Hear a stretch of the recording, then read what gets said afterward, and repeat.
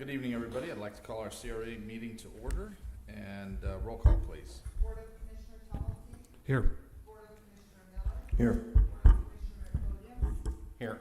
Board of Commissioner Lewis, Here. Board of Commissioner Nyland. Here. Board reports. Board member Tamal. I don't have anything.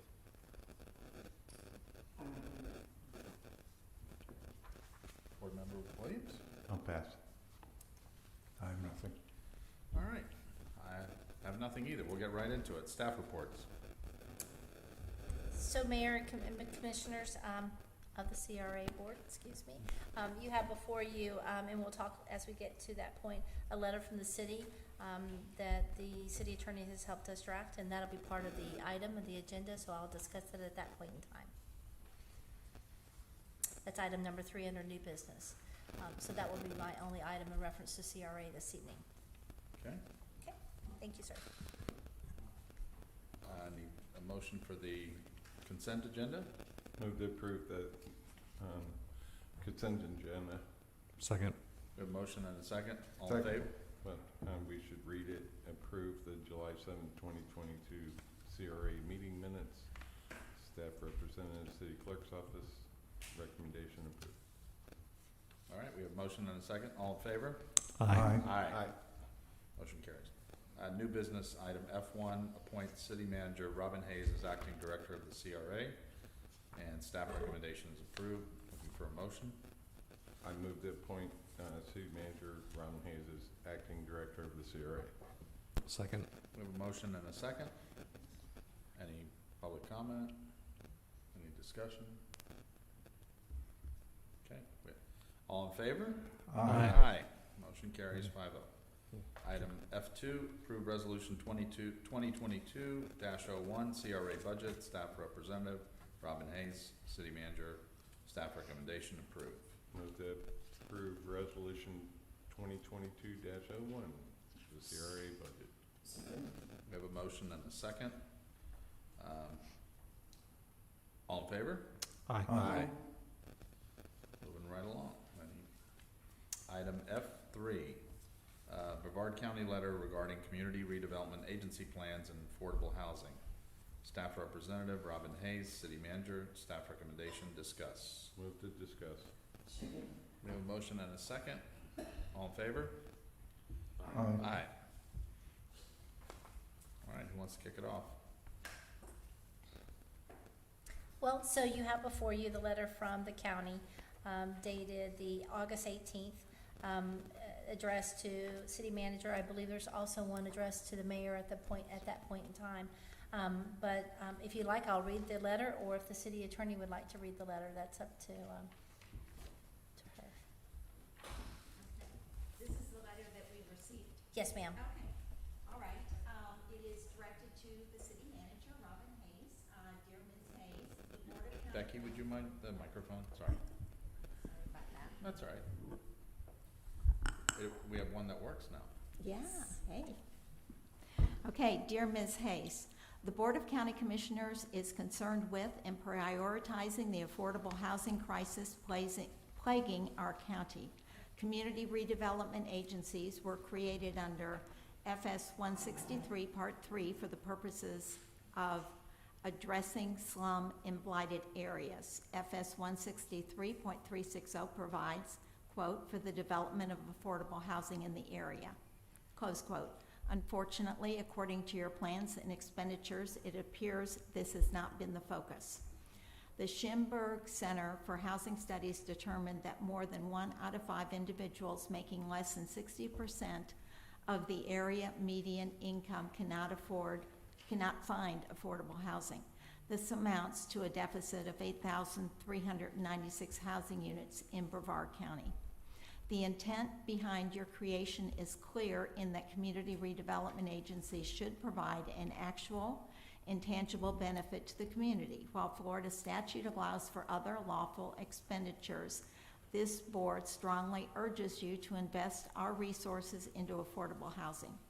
We would encourage you to consider this community crisis and make this funding part of your scope. We look forward to evaluating the changes to your plans within the next 60 days. In the event your organization does not intend to address the development of affordable housing in your plan, please forward your reasoning to our County Manager, Frank Abate, Brevard County Manager's Office, 2725 Judge Fran Jameson Way, Building C, Suite 301, Viera, Florida, 32940.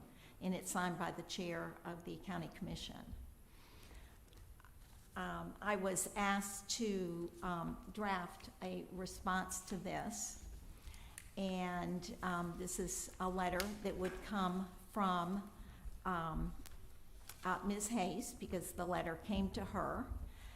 The subject is City of Cocoa Beach, City CRA Affordable Housing.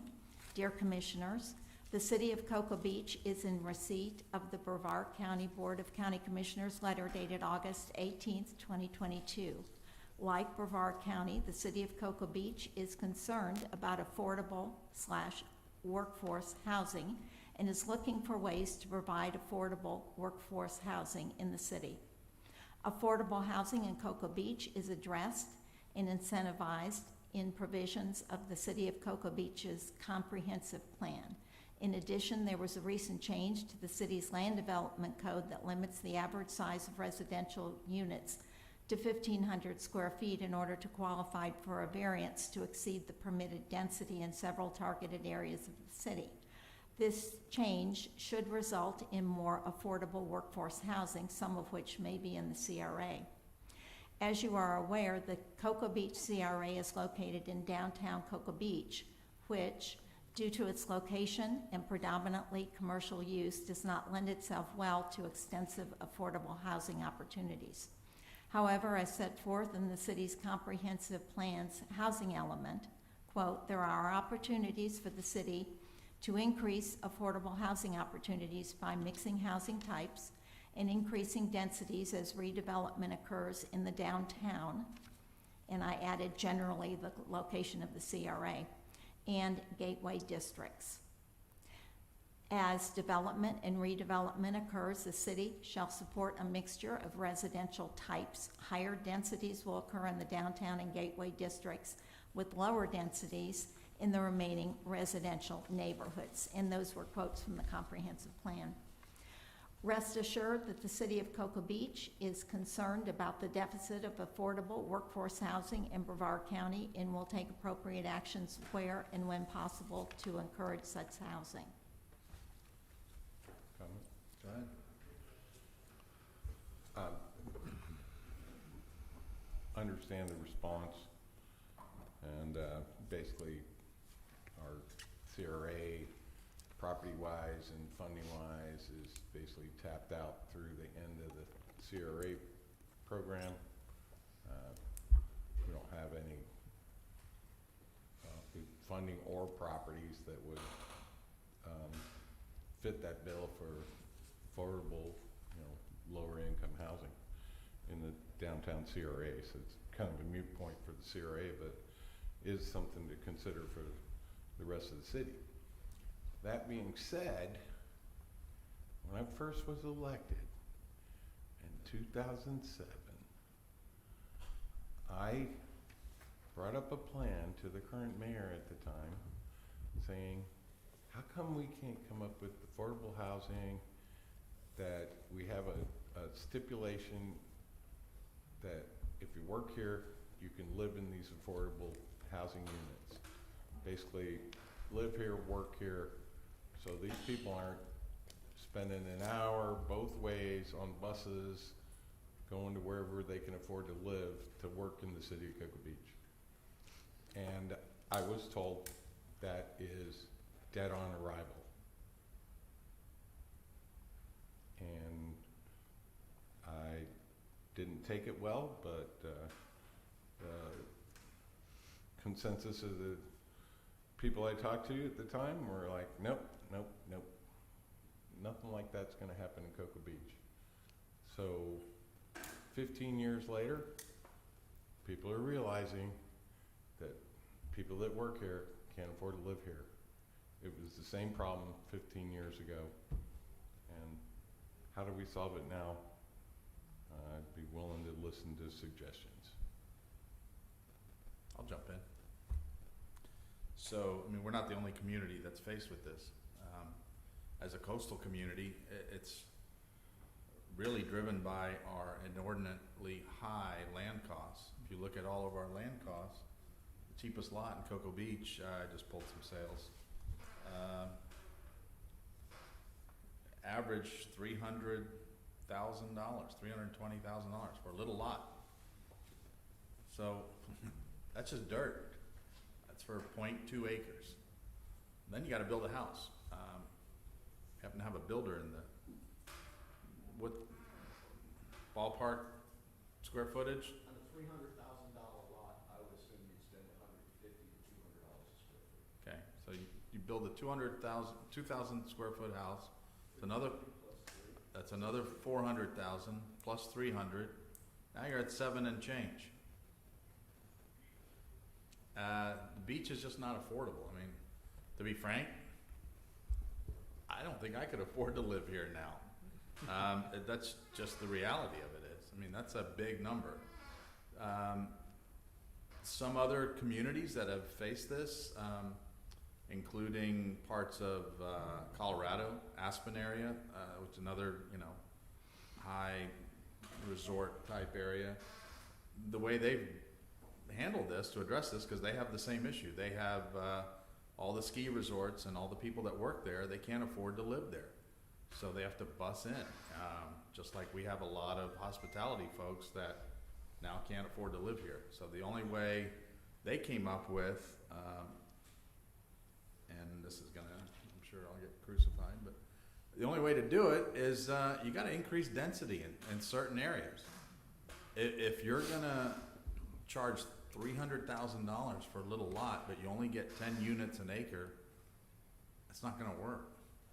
If you truly want workforce housing here, we've gotta look at carving out maybe a small section that allows for higher density, because that's what other cities like Aspen and other areas have done, where the land values are so high, and they've allowed people to build smaller homes and more density per acre to make it somewhat affordable. Just a thought. I have a question. And I'm just, only by memory, trying to remember the boundaries of our CRA, but are there any residential zoned properties within the CRA? Oh, yeah. There are. I would be hesitant to speak to how much, but there are some residential properties in there. Right. Yes. It's very limited though, right? Very limited. There are some that are part of commercials, and there are a few individual awkward sized parcels. I don't know that they're full quarter acre or half acre. They're very small. Are there any multifamily? I think there's some multifamily. There is. I don't know whether, well, excuse me. There may be some additional things you want to add to that letter, just saying the value of land in that specific district, because it's our down, is prohibitive for supporting housing. But we may want to take a look in a broader way around the city of what opportunities there might be as a separate issue from this. Ben, I'm very familiar with the resorts in Colorado because I spend, it's kind of my second home. And what Breckenridge has done, they're really working hard on this. They've done deed restricted housing, which you have to live and work in the city to qualify and be of an income level to qualify. That's something we might ask Development Services to take a look at, whether we could create areas for deed restricted housing for that specific purpose. People who have to live here to qualify and be of a certain income level and provide some sort of support to that. Just recently, Breckenridge went in joint venture with Summit County and purchased a motel that fits into that deed restricted category, and that's what they're doing. So we could offer that we would joint venture with the county.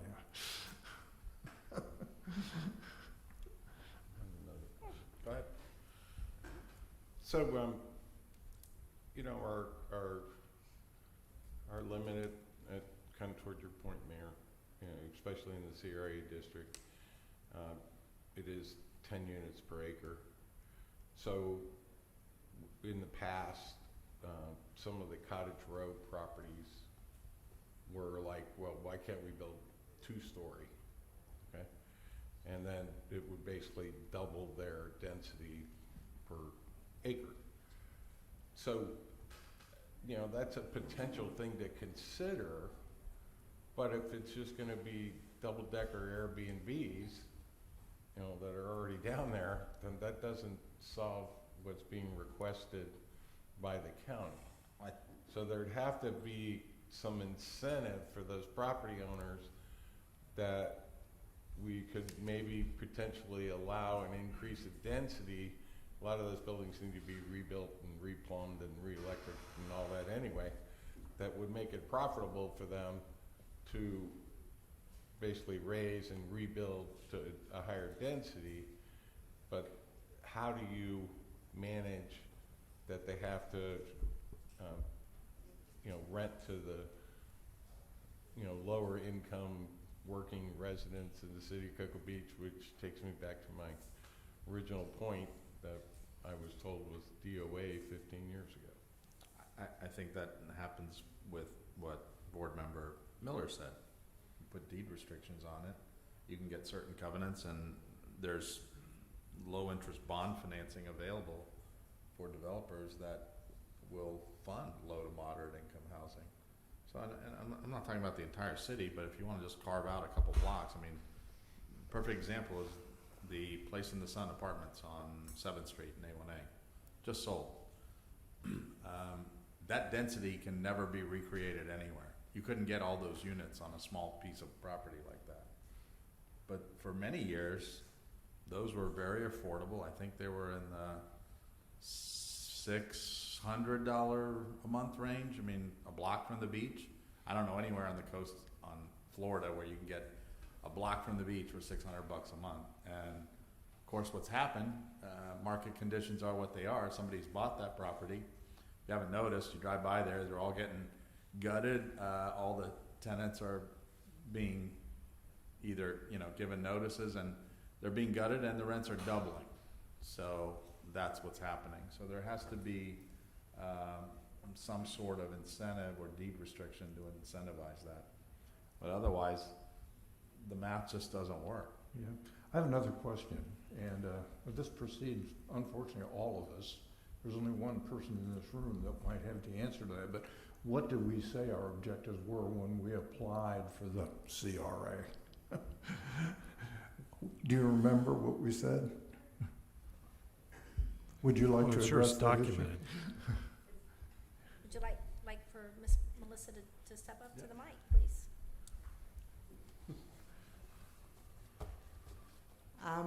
Melissa Huey Byron, 3165 North Atlantic Avenue, Cocoa Beach, past director of CRA. Just so. Yeah, our vision plan was basically to take care of the downtown area, to redevelop it for mixed use and for retail. And that was the main reason for it. If I could answer one more thing, it's sort of with the same thing, is that the county did this to us 4 or 5 years ago. They came to us and said, you know, you're going to have to put all your money towards paving, because paving is a problem in the county. We need our roads paved. And so they came to the city of Cocoa Beach and said, you're CRA, since we contribute to it, which they do, you have to come up with money to pave county roads. We have no county roads in Cocoa Beach.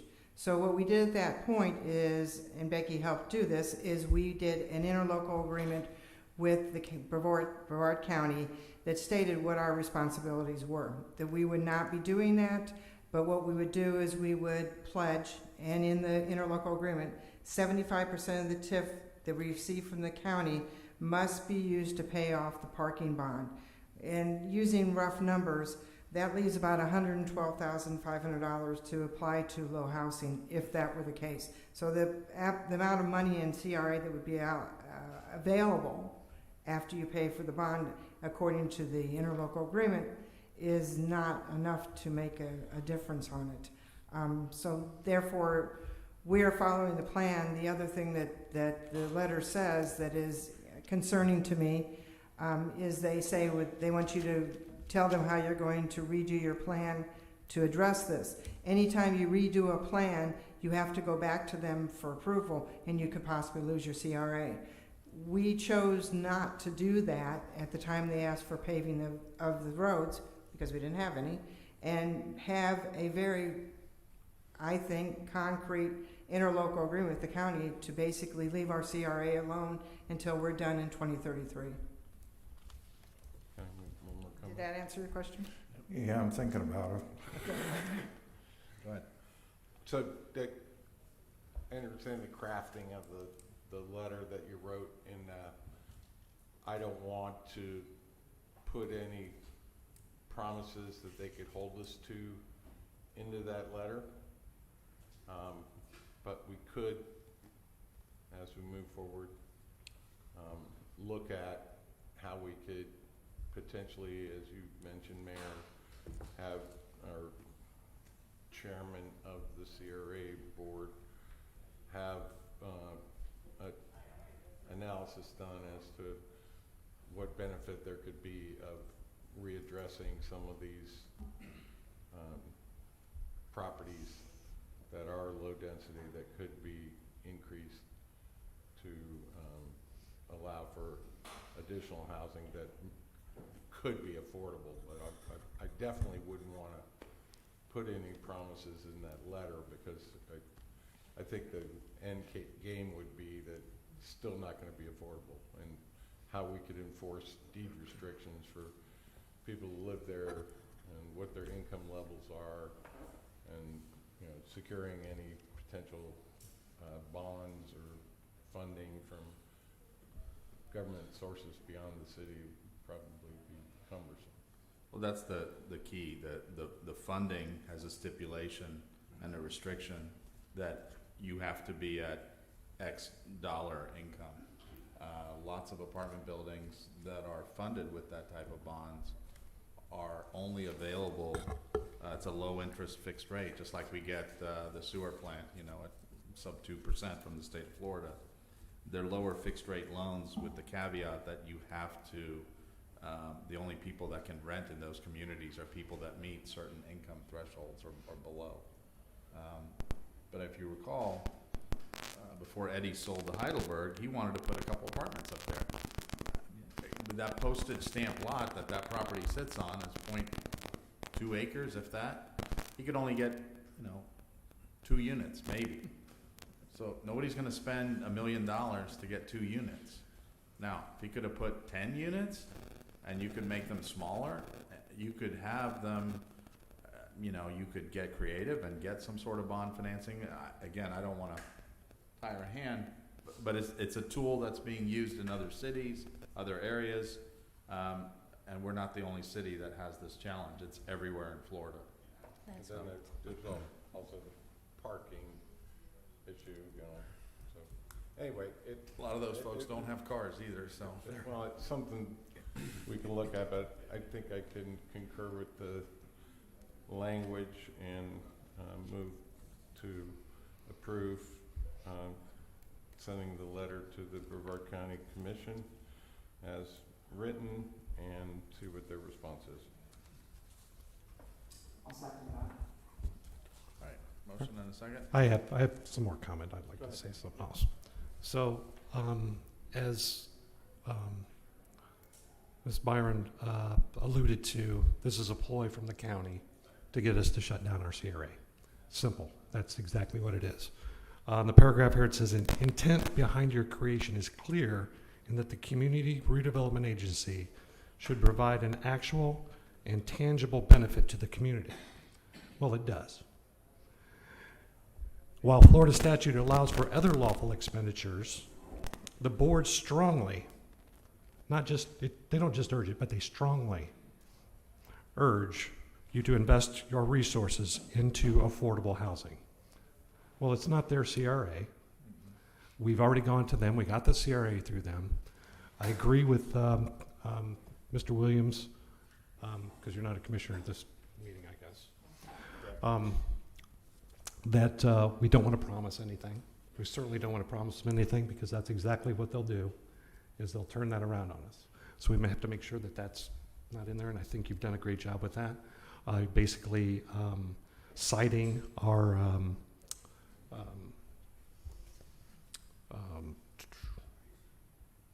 comprehensive plan with those statements, and I think that covers it. It's like, as soon as I read that, I said, this is just certainly a ploy from them to get us to stop, because it is generating a lot of money, because we have done what we said we were going to do, and the CRA has shown us that. We've got a pretty awesome parking garage. We're able to do other events other than just park cars there. And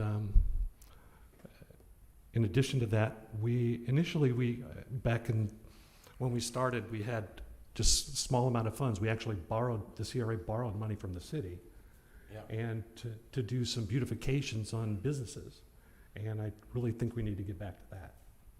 We do, I mean, Yeah. clearly, $762,606. Yeah, I think we could afford more than a Generated $5,000 by the, facelift. CRA. Yeah. That would have gone to the county. Yep. So.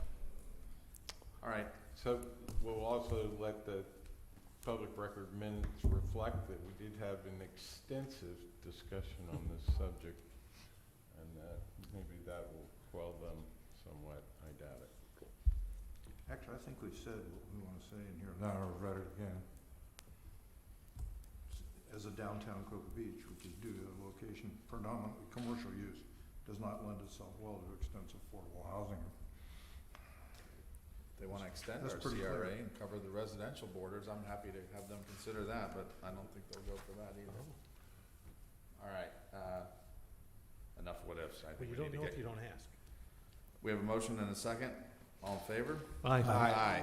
Motion carries. Any other announcements or public comments not on the agenda? Hearing none, meeting adjourned. We'll see you in 3 minutes.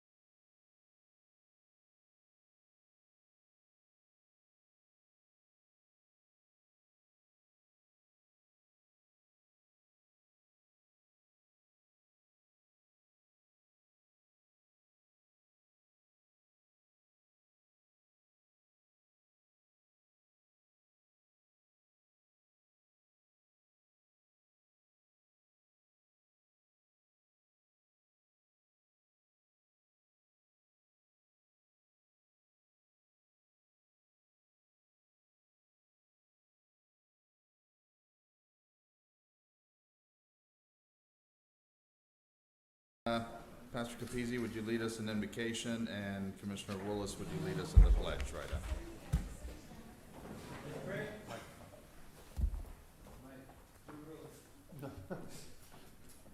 All right, let's pray. Lord, we thank you so much for looking over our nation and our community, Lord God. Lord, we need you. We definitely need you, Lord. And as we make new changes for our community, Lord, we ask for guidance, direction, and wisdom, discernment. We pray for all of our commissioners and mayor, city manager, and our attorneys, Lord God, that you would give them the ability to conduct this meeting decently and in order.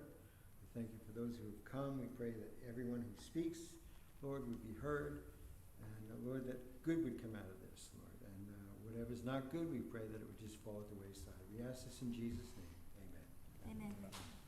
Face the flag, I pledge allegiance To the flag of the United States of America, and to the republic for which it stands, one nation, under God, indivisible, with liberty and justice for all.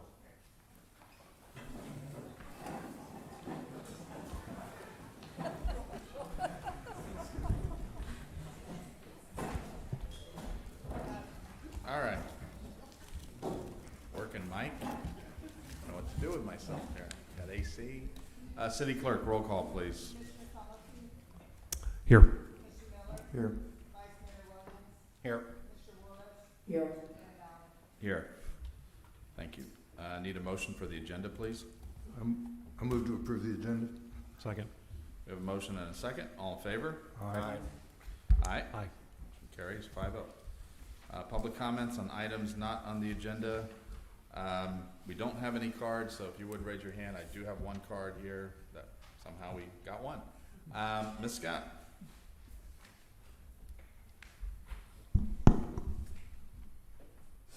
I'm just, have to be able to see over it, that's all, thank you. I'm Janice Scott, and we're going to hold a citizens forum, political forum, October 1st at 11 o'clock at the Cocoa Beach Library.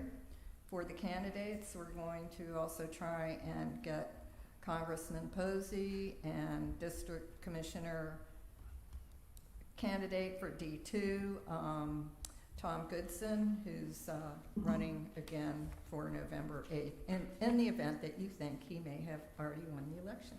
He's still running, he has a candidate, an opponent from, I think he's an NPA, but anyway, thank you. Thank you. Any other public comments on items not on the agenda? And if, just raise your hand if you would. Nope. All right. Staff reports?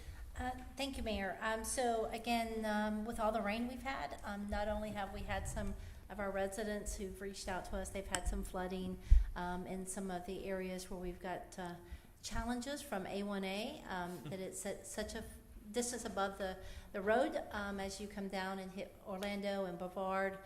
The sheeting is really creating some problems. It's also creating a problem for us. So our fire station today started taking on water through the floor. So the old fire station 50 out at, so again, we're all experiencing the same challenges. So I don't know that we have a resolution yet, but it may even be a station that we may have to vacate for a period of time. We'll have to see how bad it is. Have we had any incidences of sewers backing up into anybody's houses? No, we had, there was an issue out at the port last night, but nothing in Cocoa Beach. That's good. We've had those issues before because this stormwater system kind of halfway before the slip lining, it halfway interconnected with the sewer system, and when that hydraulic pressure from the stormwater hit the sewer lines, it would push it back up into people's showers, and they weren't very happy. Yep. Happened to me. That's it. Thank you, Mayor. All right. We'll get public comment in a moment, sir. Okay. Any other staff reports? No, sir. Thank you. City That's it. Attorney? Nothing tonight, thank you. City Commission? Commissioner Tumulty? Yeah, we've got an event this weekend. Friday Fest is tomorrow, And it's actually going to be the entire weekend. It turned into a mural fest. I don't know if you've seen some of the new murals downtown, but starting tomorrow, probably tomorrow morning, and throughout the day and the whole weekend, there are going to be 10 to 15 artists actually painting murals on walls, and they're actually building the walls, some walls that are temporary, to paint some other murals. It's interesting. I've never seen it before, so I just throwing it out there. Everybody come on downtown. Like I said, it's a Friday Fest tomorrow, and all the vendors and food trucks will be there the entire weekend as well. And we'll also have entertainment. Friday Fest is a regular time from 6 to 10-ish, 9:30, 10. But on the weekend, it'll be from 10 to 5. So it's not an evening event, just during the day. I have a question for City Manager, if you could answer me. City Hall's being demolished. Yes, sir. Do we have a date? Is that being pushed back? Is there any issues at all? No issues. We'll bring to you next week. I lose track of my dates, but I think the 22nd we're bringing to you the demo. Correct, Wayne? So we'll bring that to you, to the demo. We're expecting that to still occur at the end of Thanksgiving, after Thanksgiving weekend, not the weekend, not before that. The demo will begin after that. Oh, to begin after Thanksgiving? Yes. Okay. But we'll bring all that information next week because we've just received some of it. Okay. Very good. Thank you. Commissioner Willis? I wanted to discuss with you guys. I've been having the discussion with Ms. Hayes about developing downtown, and I wanted to see your thoughts.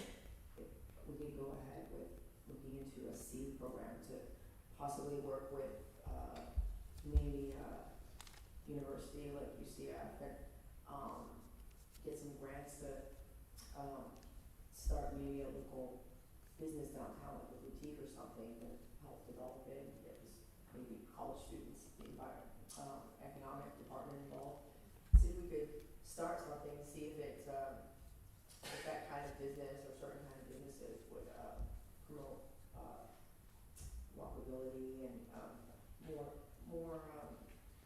more business activity downtown. Because we've had some issues with the boutiques being overpriced, or just to see what kind of different businesses might work better downtown. And I wanted to see if you guys were in favor of looking into that more. And Ms. Hayes would kind of work on that and bring something back to us. You guys. Yeah, similar to incubator programming that UCF has been involved in, just to reach out to them for some direction, if they can give us some help. That's been real successful. Groundswell in Melbourne has done a real good job of a small business incubator with FIT students and bringing on board some new businesses. And I think one of them even went on Shark Tank, the lady that invented the dog thing, dog run. So again, it goes back to, our rents are not $6-8 a square foot on A1A again, so it's cost prohibitive for some of these folks. So they'd have to partner with some sort of nonprofit to make it work. Certainly, I'm in favor. I don't know about the rest of you guys. I'd like to see it come back as a regular agenda item for further discussion. And is the container village still going? Yeah, I talked to him today. Okay. That's area 142. It's the old surf property. Yeah. And they've done, they started working on it quite a while back, but in the last 2 weeks, they've done more work in there than the last year and a half. So what I was thinking as part of that, as a consideration, maybe the focus could be on that container village businesses that would have a lower cost per square foot for an upstart business versus a brick and mortar building.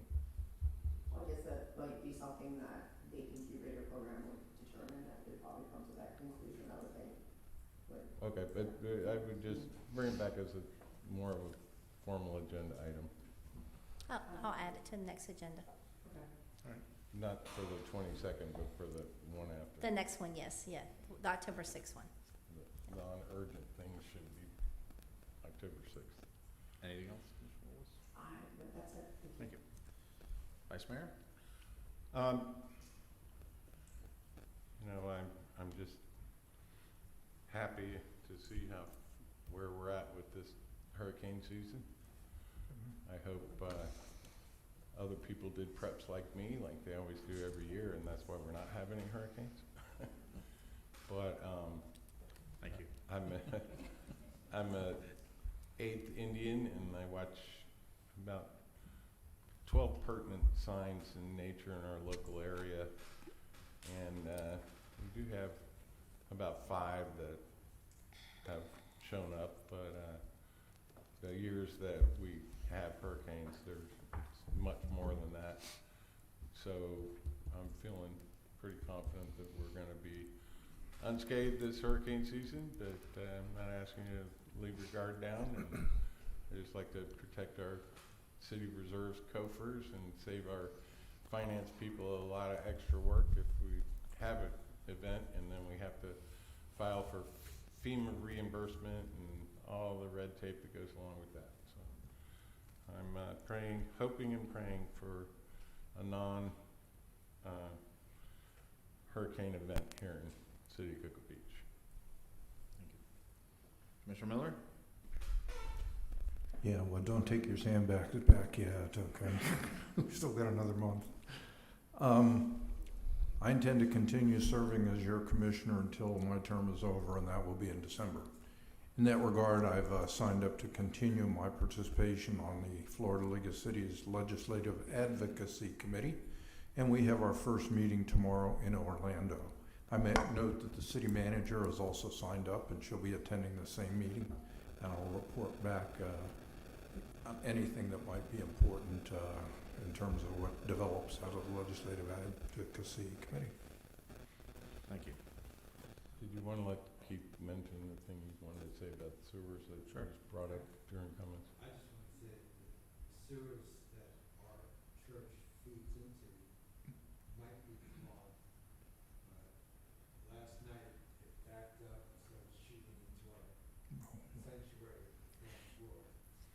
And vacuumed out many gallons of water, but I guess they could have called the city instead of. Okay, so Keith, here's your, and you said it here, but if you suspect your sewer lines are clogged, be it on your end or the city's end where it hits the main feeder, we've got city staff with cameras and manholes that can run those sewer lines and actually determine if there's an issue on the city side. Or, and even if they go up your side a little bit and go, nope, it's on your side, you got collapsing pipes, then they tell you. Well, the water table has come way up. If you go down to Ramp Road, that little dock that's usually, that a month ago had 6 inches of water below the bottom board, and now it's 2 inches from the top of that bottom board. All right, that's all right. 2 inches from the top of the dock, I'm sorry. Anything else? No, that's it. Commissioner Miller, anything else? That's it. All right. Just a couple quick things, just to reiterate. Yeah, we extremely fortunate so far with storm season. Faye, actually, Tropical Storm Faye, if you don't remember that, it rained, I don't know, for like 5 days straight, and our house had the joy of having sewage come up into our shower and into our home. It is absolutely disgusting. So again, this is infrastructure that doesn't age well. It's not like a fine Cabernet. It's not gonna get better. You just gotta deal with it and fix it. Much like Station 50. At some point, we're gonna have to deal with this. I might not be here by then, but I'd rather deal with it now than later. I mean, come on, guys, we don't need a study to tell us that that building is 60 plus years old and it's had it. You don't need to be a rocket scientist for that. It's simple. We gotta take care of our stuff. That being said, the storm that did come by, if you were fortunate enough to have a little window of time, I did take a little me time and did get out there. It was probably the nicest surf we've had in a very long time. But I do caution some of our visitors. A couple of people drowned in Ormond Beach. If you're visiting and you are not familiar with the ocean, you really need to not go out in these conditions. It is extremely dangerous. It is not a swimming pool. It is extremely dangerous. And I've been begging the county to provide us lifeguards past the summer season. They taper off after Labor Day, and the surf doesn't stop after Labor Day. Right now it's prime, October, November. There's still large swells, the water's still warm. We still have people coming to our town that aren't familiar, and they need to be extra cautious. We did attend the League of Cities dinner. Brightline was the guest speaker. In case you didn't know, they are connecting the rail from Miami to Orlando. They did allude to the possibility of hinting at a study to look at a station in Cocoa. So it would be pretty nice to have connectivity for rail from Cocoa to Miami or West Palm, or even Orlando. I mean, anytime you can avoid that drive on I-4 or 95, I welcome it. And if you've never been on that train, it's a pretty nice ride. It's not Amtrak. Top speeds, I think, will be like 120, 25 miles an hour. So it's new technology. Other than that, that's all I have. Thank you. City Attorney, consent agenda, please. All right, this is the consent agenda. Item 1, approve the July 21, 2022 and the September 7, 2022 Commission meeting minutes. Representative, City Clerk Department recommendation, approve. Item 2, adopt an emergency pay policy for city employees for use during the states of emergency. This policy would allow for the city to retrieve funds from the federal government via the Federal Emergency Management Association, FEMA, for states of emergency. Upon commission adoption, the policy will be sent to FEMA for approval. Representative Ryan Duckworth, Fire Chief, recommendation approve. Item 3, ratify a 1-year wage opener for year 2 of the agreement between the International Association of Firefighters, IAFF Union, and the City of Cocoa Beach for October 1, 2022 to September 30, 2023. Representatives Natalie Harmon, Human Resources Director, Patricia Draycott, Chief Financial Officer, recommendation approved. Item 4, approve the Cigna Healthcare Renewal Agreement for general health care services for employees, dependents, and retirees beginning October 1, 2022 with a rate increase of 6.7%. Representatives Natalie Harmon, Human Resources Director, Patricia Draycott, Chief Financial Officer, recommendation approved. Move to approve, and I have one comment. Second. My one comment is on the healthcare renewal at 6.7% increase. You all probably realize that's much less than the current inflation rate. And it's not only because Natalie is an expert negotiator, but it's basically because our city staff is participating in health and wellness programs that are recognized by this healthcare provider to essentially lower their costs, by going for preventative screenings and things like that are covered within the policy, because if the healthcare provider can catch things early, it's much cheaper to treat them, mostly outpatient, versus people ending up in hospitalized, emergency, and very expensive care. So hats off to the city employees. I think the biggest benefit of that reduction is based on their behaviors. Yeah, just to that point, it's also the result of that negotiation we did with the establishment of the healthcare clinic that we did a joint venture with the City of Rockledge and Satellite Beach. So it avoids, again, employees going to the ER every time they have something. They go to the clinic and that's taken, and it doesn't ding you on your insurance rates. So kudos to city staff and everyone involved. So, motion and second on the consent agenda, all in favor? Aye. Aye. Aye. City attorney, item H1, new business, or I1, Okay. sorry. This is item 1 of new business, approve the execution of a service order with Waterfront Solutions for emergency replacement of a failed seawall at Bahama Boulevard at an estimated cost of $82,580. This is not a budgeted item. Funds for this emergency repair will come from a capital improvement program project budgeted in fiscal year 2023. Representative Walker Dawson, Stormwater Utility Manager, recommendation approve. Move to approve. Second. A motion and a second. Mr. Dawson? I guess if you all are going to approve it, I don't really have much to say about it. That's when I do this. Yeah. All right, there we go. Thank you. Pretty self-explanatory, thank you. Again, taking care of some of this deferred things that we need to do. All in favor? Aye. Motion carries. City attorney, item I2. All right, this is item 2. Consider the proposed draft changes to the regulation and enforcement in the fee schedule for vacation rentals. Representatives Robin Hayes, City Manager, Randy Stevenson, Development Services Director. Recommendation, consider and provide direction. I move to consider proposed changes for vacation rentals. Looking for a second? A second. Second.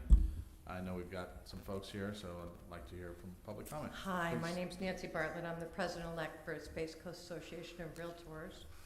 And we just wanted to ask for your consideration when you're looking at this, that as we looked at your proposal and your fees going along with this noise ordinance, we're asking that you relook at those numbers.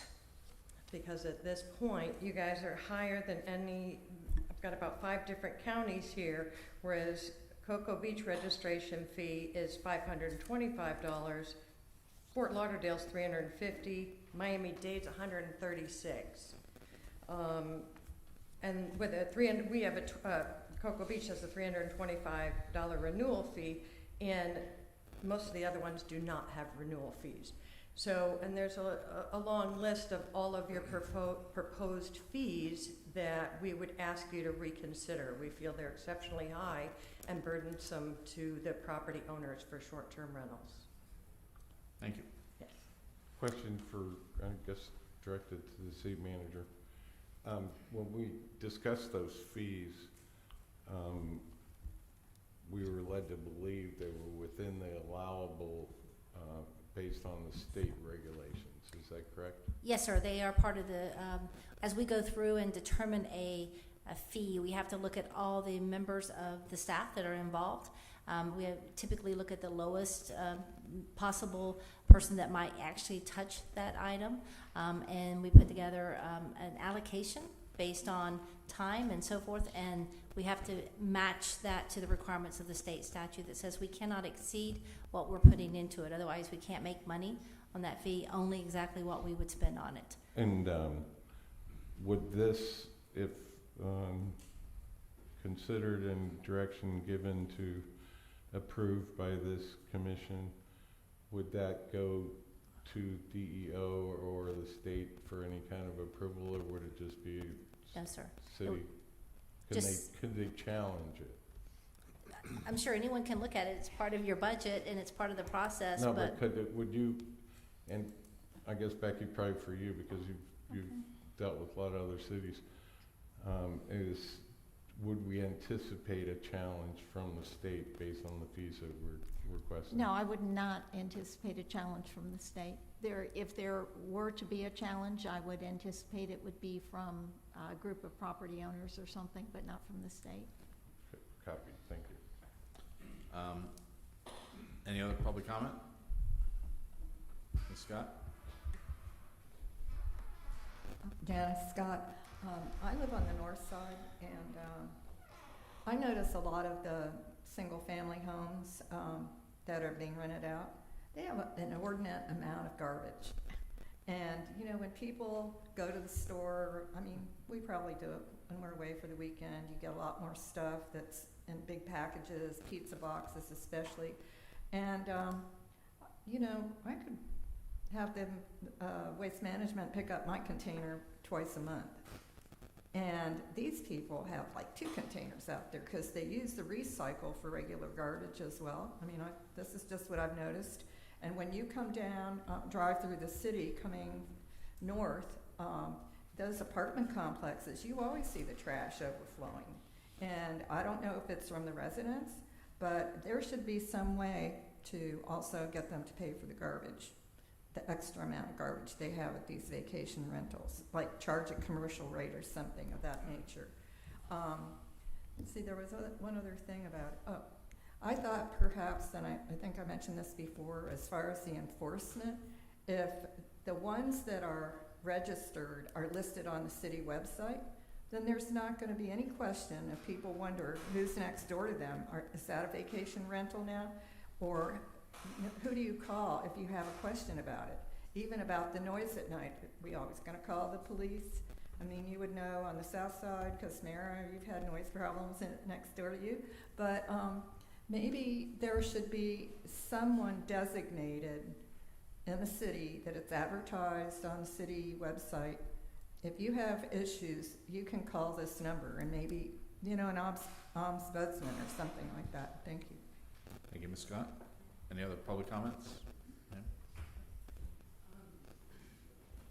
My comment is along that lines. I Name- just found. I just Sorry, found name out- and Name and address, address, please. please. Oh, Sorry. Nancy Happel, 422 Watts Way in Cocoa Beach. Thank you. I just found out that we do have a vacation rental next door, and I found out because I had a simple issue, but I had went over to try to talk to the new owners who I'd never seen, and there weren't any new owners, and another neighbor told me it's a vacation rental. So I had, and it turns out they're not registered either. So I had no one to talk to about what was a simple problem. We ended up today actually talking to, it had to do with cutting the lawn, talking to the person who cuts the lawn. But my suggestion for residential neighborhoods would be that the owner of the property, when a home becomes a vacation rental, that they send out a letter to all the surrounding neighbors to let them know who to contact by phone, email, and letter in case there is a problem. For instance, yesterday, the neighbor on the other side, this wonderful family, they're putting in a pool, and he had to come to me to have me sign a form so that they could put in that pool. I didn't read it, I don't know what it said, I just signed it, I'm happy to sign it. But that's the sort of thing when you're in a residential neighborhood, the neighbors are working together, and if you've got a vacation rental next to you and no way to communicate with someone, it does become problematic. It's no longer a neighborhood. And I actually also own vacation rental on commercial property on Orlando Avenue. And regarding the trash, I just fill up one trash can Monday and Thursday pickup. So I would, if any kind of extra fees were charged for garbage, I would hope that it's based on tonnage rather than cannage, or just a flat fee, because people like myself, it's just one place. People come in, one can gets filled up, that sort of thing, and I would also have concerns about additional fees as well. Thank you. So, thank you very much. I do hope, just that you do consider those neighborhoods and the neighbors around directly impacted by the vacation rental, having some kind of communication that goes out to them directly with contact information. Thank you. Sure. So one of the stipulations in our policy is we will have someone at the city to call, and I'm sure there'll be a spot for that on the website. And we're encouraging everybody to register, and therefore, we'll know who are these vacation rentals.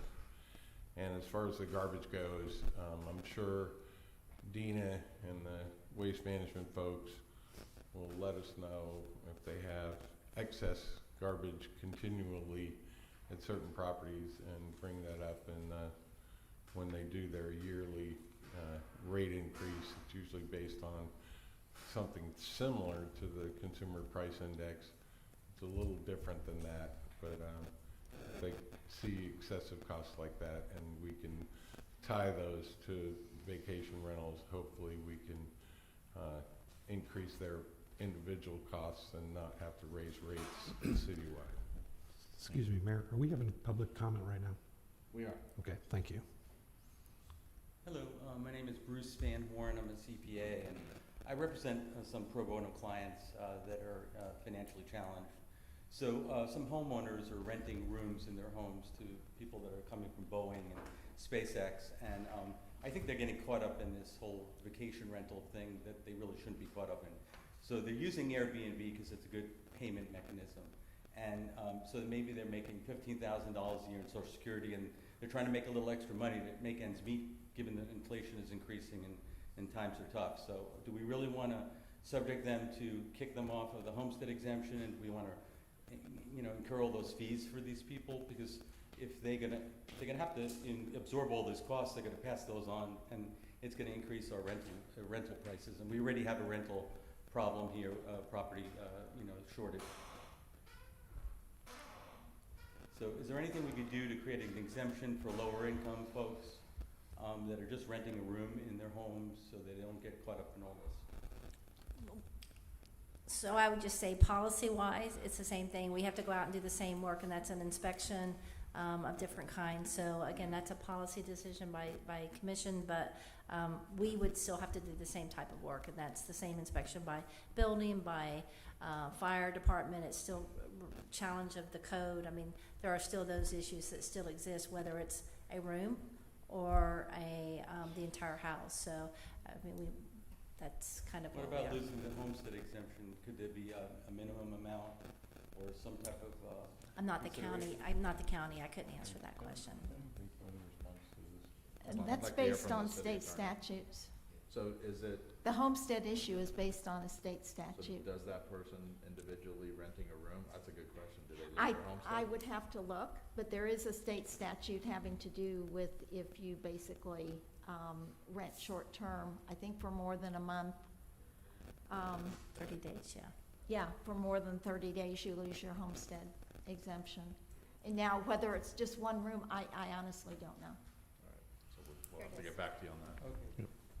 Oh, okay. Any other public comments? No. I mean, it's a challenge. I understand both sides, but at the end of the day, I chose to live in a single-family neighborhood. If I wanted to live next to a hotel, I'd live next to a hotel. I don't want to live next to a hotel. I want to know who my neighbors are, and I have a new neighbor every week now, behind me and next to me. And for the most part, it's okay. But sometimes it's not okay. Sometimes I want to just get home and I'm tired and I just want to go to bed. And I get it. You're here, you're on vacation, you want to have a great time. I encourage you to have a great time. But go stay at the Hilton, because everybody else is there to have a great time. I'm ready to go to work the next day or enjoy my quiet time with my family. And I think that's the challenge. I think they belong in certain zoning districts that are multifamily, near commercial, certainly near our downtown where there's a plethora of bars and restaurants. That's where they belong. But this has been the detriment of our single-family neighborhoods. It has priced out young families, because now my neighbor's house just sold, 837. It was listed. It's a 1967 house, 1,555 square feet, not on the water. Come on. It's terrazzo floors. It's nice, but it's nothing great. But they're advertising it as generating $80,000 a year in income. You're running a business. It's not a house. You're running a business. You're running a commercial business and we can't afford to subsidize you. We have one code guy, a gentleman right there, poor guy, he's one guy. There are thousands of unregistered Airbnb. The math doesn't work. People want us to enforce these things. A small city like ours, we can't take that on. It's not that we're gonna, we're looking to punish people. It's just the math. If you're gonna run a business, I mean, you're gonna pass it on. If you're charging $400 a night for your house, you can afford to pay a $500 registration fee. And I would even go further. If you're unregistered, I want to see if we can double that fee, whatever the maximum is per the statute. Because if you're not registered, you shouldn't have homestead protection, but you're just flagrantly thumbing your nose at the rest of the residents. I have a question. We heard about rentals, and the biggest problems were noise and the trash. We discussed at one point on requiring single-family homes to have the escort service for trash, because there's nobody there who knows what day it's supposed to be taken out. Should that be added to this, or do we want to handle that as a separate issue? I thought we were going to follow up on.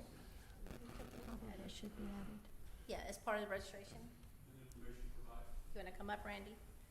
Answer the question? I think we can add it as part of it. Excuse me, Mayor, is public comment done? I think public comment's done. Just checking. Members of the Commission, Randy Stevenson, Director of Development Services. Part of the registration process, among other things, would be an information provided to the renters, and they would have to sign, the owners or the agent would have to sign that they provided that information to the renters, including things like, in this time of the season, evacuation routes, what to do with your trash, what day the trash comes, where to set it out, things of this nature, things that a normal homeowner long-term would know as to how to treat that property. So we can put that in as part of the registration process. That doesn't work. Somebody else, right now we're just making there's nobody them aware. there that takes responsibility for when to take the trash out. They don't know the right day. So I'm sorry, it doesn't work. Well, we do have the requirement for a manager within 1 hour that can be contacted. They should know. They will know. So that's a policy we're going to follow? It's in what we're voting on. I'm making a prediction that if we follow that policy, that it will not solve the problem. Commissioner Miller, I believe that legal has said we could require that, so we can write that in if that's what. Was We your idea. absolutely can, yeah. Consensus? Yes. You gave me the idea. Thank you. Go ahead. I have a question about the trash, actually, and from public comment, it sounds like, they want us to charge more for trash, but what does that really, I'm not sure if charging more for trash for vacation rentals would really do anything. I need some kind of. So, again, the units, each of the houses, again, are assigned a trash can. Somebody may have actually purchased an additional trash can, so there could actually be 2 trash cans there, as well as even recycle. So Waste Management will pick up what's there, and if they have a note on their record that there's 2 units, they may have a charge being passed through to them. That's something we'd have to check out, but that's a pass-through in anticipation of, we're gonna pick up trash, we're gonna pick up recycling, we're gonna pick up yard waste. Those are already predetermined. Right. That's a good point. So that'd be something beyond us. That's not our responsibility. That would, from my perspective, that would be Waste Management's That's correct. responsibility Well, to determine which property, that's The registered. escort That's service registered. is you pay a slightly additional fee, and the waste management guys go up to the house and roll it out to the truck. You don't have to do that. That's how it works. Okay. It's a very nominal additional cost. My point is that it's not the city's responsibility to do that. I would think that would be Waste Management's responsibility to determine which residence is an Airbnb, which one isn't, and those fees would be a little bit more for that particular property. No, I disagree. I think it is our responsibility. We can make that requirement as part of their trash services, which comes through with the city. But they don't pay us. We don't get that money. But you can make the requirement that they have to contract for the escort service. Fair enough. But that's as long as they're registered, exactly, and go through with that. So I'm good with that. But I'm not willing to force that every Airbnb to have escort service if their tenants are That just following doesn't sound the- right. That's not what he meant, yeah. Okay, so we're not adding that tonight. No, for their trash. Oh, okay. Oh, my goodness. Yeah, Anyway, we've if it's a problem with, if Waste Management comes back to us and says, hey, these Airbnbs have too much trash, and we decipher the fact is the people aren't taking it out but once a week when it needs to go out twice a week because they don't know what day it's supposed to go out, then we, like Randy said, now registered Airbnbs will have a property manager, either the owner or property manager that we can contact within 1 hour, anytime, and say, hey, if you can't get these people to comply with taking their trash out on the days they're supposed to, then you're gonna be required, and we can add it later, to have the side yard pickup service, not escort service, Thank you. to pick up their trash. I have a quick Make sure you statement. word that properly, We- Lori, we- when you sorry. put that in the minutes. We did close public comment on this, sorry. So the first person that came up spoke about trying to equate us to Fort Lauderdale and other cities. Fort Lauderdale has almost 10 times as many people and probably that many more employees, if not more than 10 times the number of employees. We don't have we have one code enforcement person to do 2,000, to try to run through, and he's here tonight, to try to get through 2,000 potential Airbnbs. And I'm sorry, we're done with public comment. and that is the purpose of having a higher fee. We're gonna have to hire more people with the city, and if we This isn't a don't, revenue if we generator. don't, it's not a revenue it's not going to make the city more money. We're not going to have any more, yeah, it's gonna make more money, but we have just as many expenditures. It's a wash, basically. So that's the purpose of it. That's why am I correct, city manager? That's the, Yes, so the general, that's the application reason. fee is a pass-through again of fees. So not, code enforcement would be involved, but most of the initial fees are really building department inspectors and also the fire inspectors, which we have separate fees for those two as needed. But also there's the application going online. There's the person that has to enter that. I suspect, don't know, some of the other cities may have begun this process years ago. They may not have updated their rates. I don't know if Yeah. they did or not. So again, these things began back in 2011-ish. So those fees could have been established at that point in time. I couldn't I answer didn't that. mean to change Robin's job description or anything. It's okay. But we don't have someone to That's do that correct. at this point. And that's the issue And at just hand, to really. reiterate, so the penalty for not registering is 500, the registration is 525. That's So correct. why would you register? Right. You just take the penalty. Just wait till you Get away get with caught. it. Wait till So- you get caught and then pay. I would like to make that 1,000 if that's doable. My suggestion would be to have it be a daily fee, and that is what is Okay. typical. Okay. At what sort of per diem? Every day. What, I mean, it would be, $500 a day? well, my suggestion would be $250 the first day, Okay. every day thereafter, Solves that problem. 500. All right. And if I could just say something about the fees, I do know, because I'm familiar with a lot of different fee categories and, you know, what different cities do. And they get fees, they charge fees in a lot of different ways. You know, they probably have a registration fee, a separate inspection fee, a separate fire inspection fee, a separate this, that, or the other.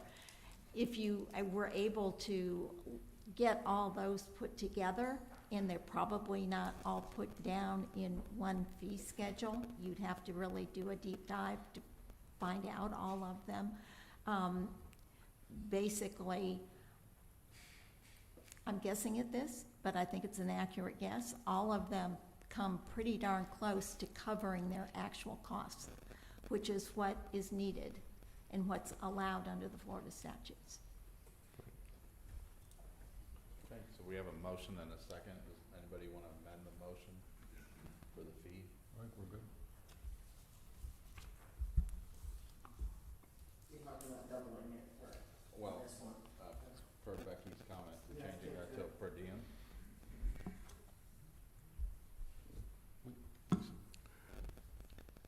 this is gonna come back as a resolution? It's going to actually, we're going to be coming back with all the details on all this. It'll be a resolution, If you do it in, correct? I think part of it will probably be some tweaks to the ordinance also. Right, and there'll be a fee, this will be part of the fee The schedule. fee next week. schedule will be a resolution, so it can be Yeah. changed in the Okay. future. Exactly. So we can tweak that Exactly. We for the can- end. So okay, this- If this- this doesn't work, we can add more teeth to it later.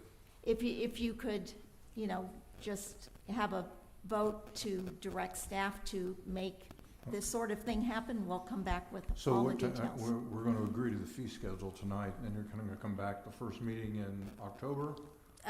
Next week, the 22nd, you'll see the fee schedule as part of the budget. So you'll Right. have the budget, and then you'll have the millage Okay. rate, the budget, and then the fee schedule will be like item number 4. Okay, then a new ordinance would come back at some time in, That's We'll correct. pro- We'll October. probably be tweaking the ordinance, yes. I'll move to, I think we have a motion and a second already. that was to consider. no, that was just to discuss. Got it. Go ahead, sir.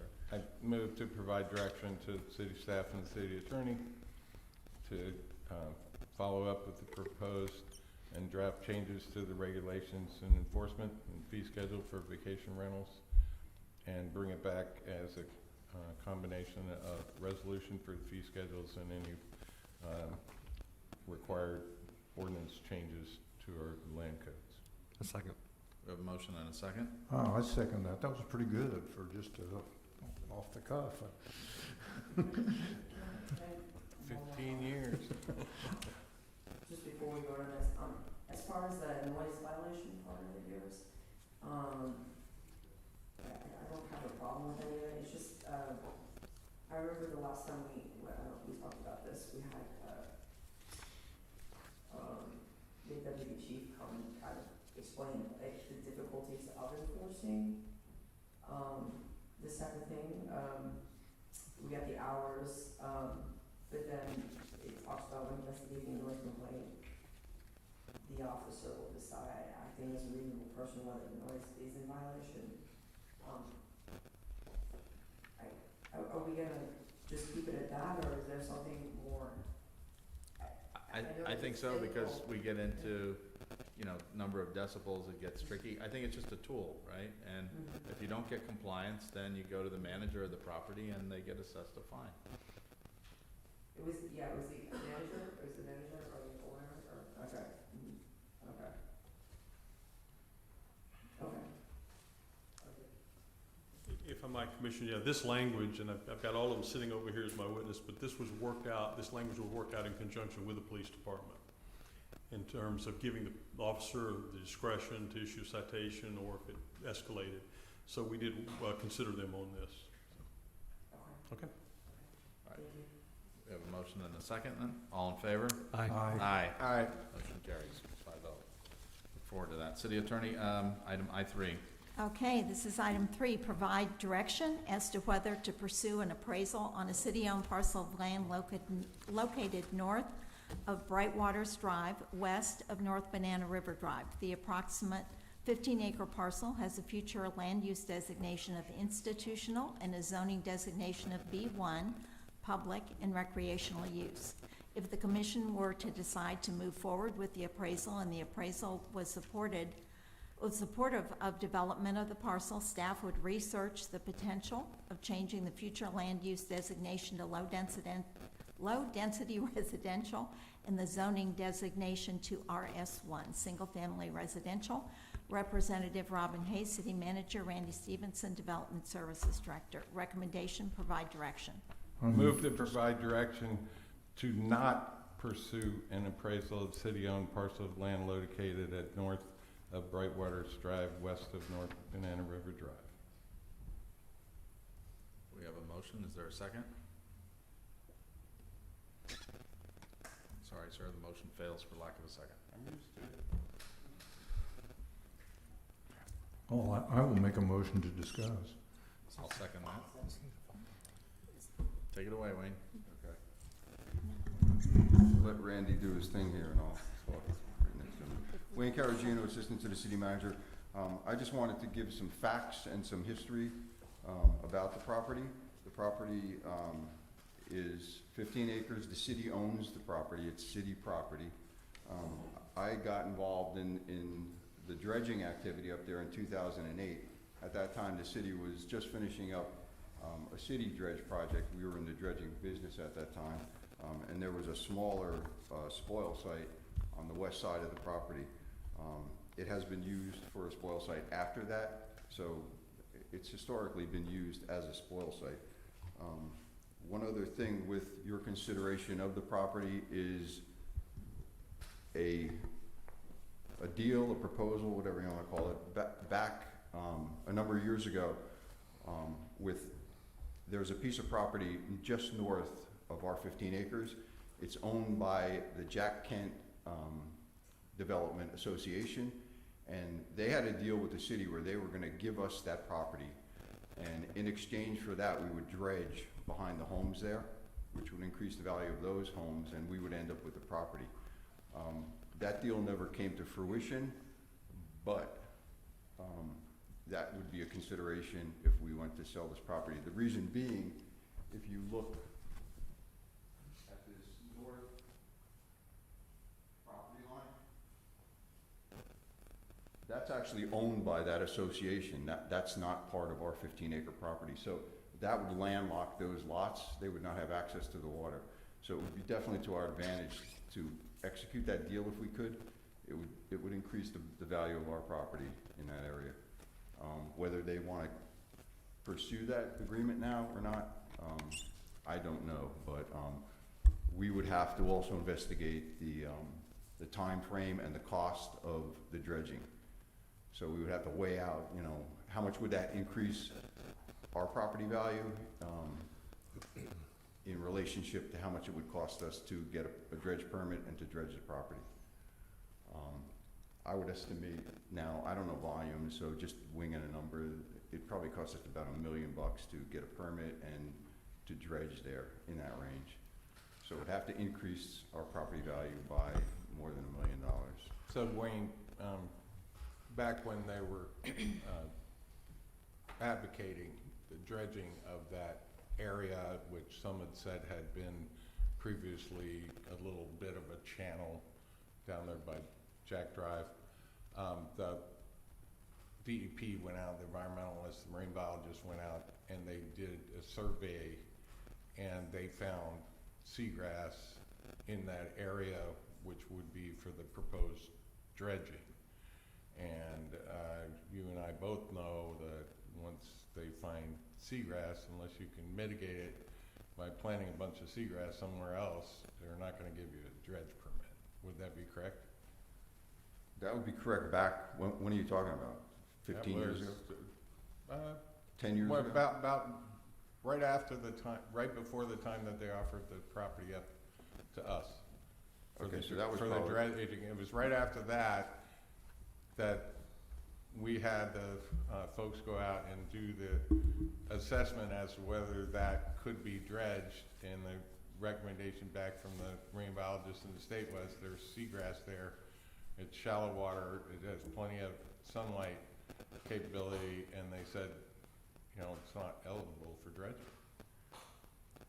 All I can say is we'd have to do a current seagrass study. Seagrass comes and goes. We've had this before on projects where there was seagrass, we go back and there's no seagrass. So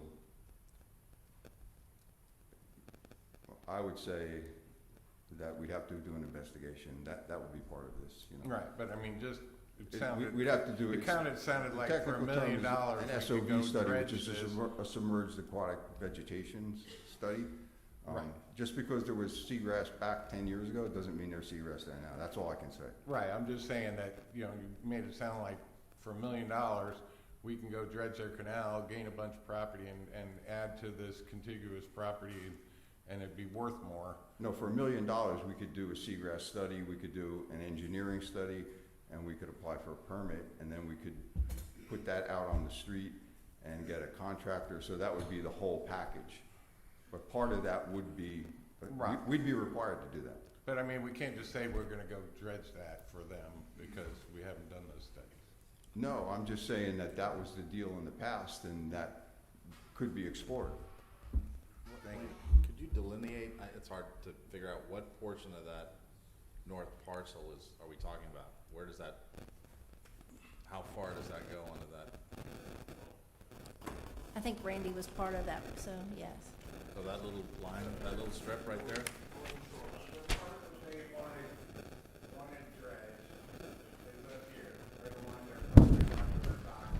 Okay.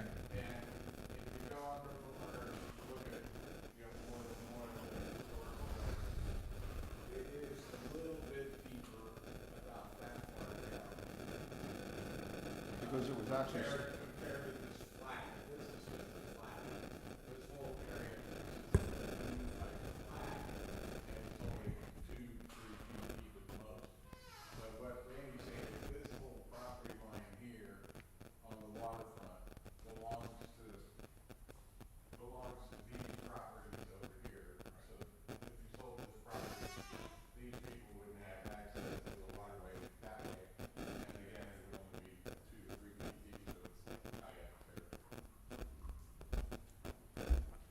It seems to me like there's two things you need to do.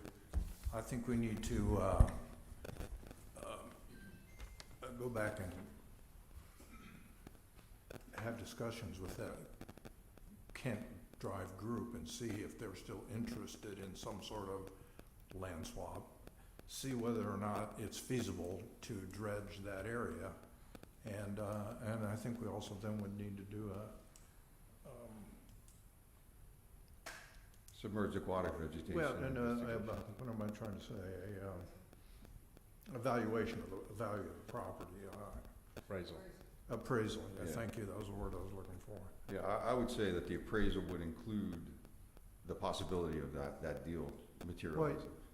Commissioner, or Vice Mayor Williams is right, if we can't dredge it, that's a big difference, because the value of that property is gonna vary, depending on whether that's navigable water or whether it's just a marsh. But even as a marsh, if you own up to the water, it's gonna make those homes more valuable, so. So that's something that has to be investigated. I'm just bringing up some things in the past that were floated in conjunction with the property. So okay? Wayne,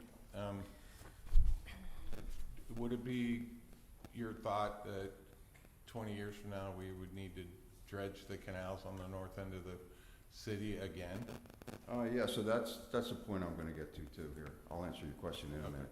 So at that point in time, when I first got involved up there, there were agreements in existence with the property owners along Bright Waters.